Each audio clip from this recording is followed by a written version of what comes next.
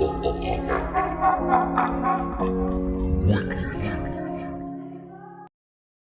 are not consulting any one of us.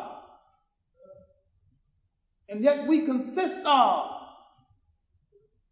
properly counted, when you consider the fact that there are from 100 to 125 million blacks in the Western world, between the West Indies, Brazil, the United States, and other areas, just in the Western world. They've been counting Africa's population as being 300 million for 50 years, which means that the African man is sleeping away from home, not reproducing himself. Now you know you not to take anything like that serious. When they count the millions of blacks in Asia that has not been counted as blacks, who are definitely African people, New Guinea, New Hebrides Islands, the people so-called Aborigines in Australia who are still being called niggers, the Doridians in the Middle East, the large black population in Ceylon. When you count all of these people as African people, we are the third, if not the second, largest population on the face of the earth.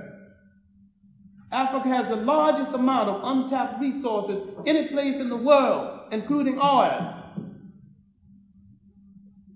Most of the gold of the world comes out of Africa. Most of the hardening process used in gold comes out of Africa. Manganese and the like. Most of the copper in all the world comes out of Africa. Gabon, a little postage stamp country in Africa with less than 1 million people, have the largest bauxite deposit in the world. Africa is the largest geographic reserve in all the world. What made these people think that they're going to make a whole world social order without consulting any one of us?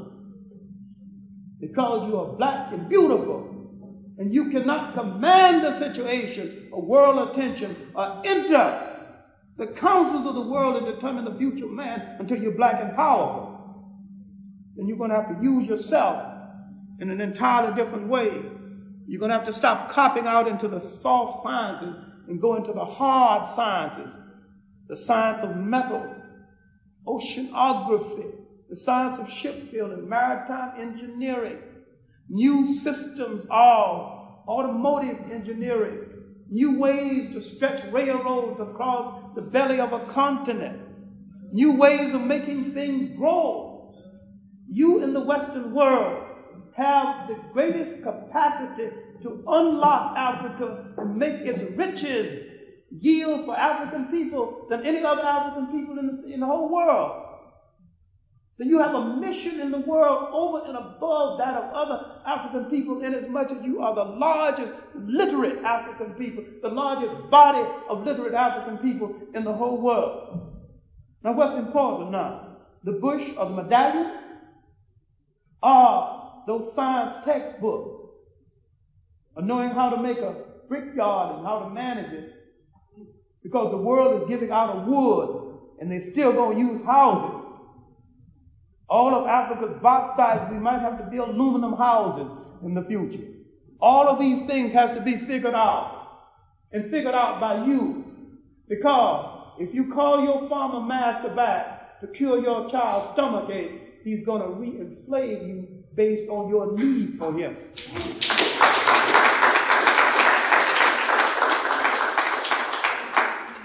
So let's look at history a different kind of a way, and look at what history can do and what it cannot do.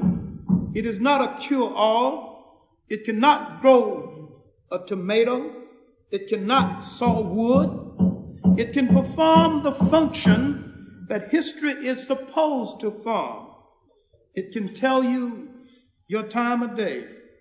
In the book Tom Tom, the writer John Van Der Cook has said, a race is like a man. Until it uses its own talents, takes pride in its own history, and loves its own memories, it can never fulfill itself completely. The role and the importance of ethnic history is how well it teaches a people to use their own talent, take pride in their own history, and love their own memories. in order to fulfill themselves completely in their honorable endeavor. Ethnic history is a clock that people use to tell their time of day. It is a compass that they use to find themselves on the map of human geography. History tells the people where they have been and what they have been. It also tells the people where they are and what they are.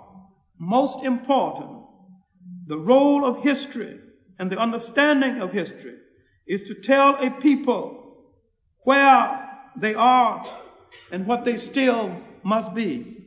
Thank you.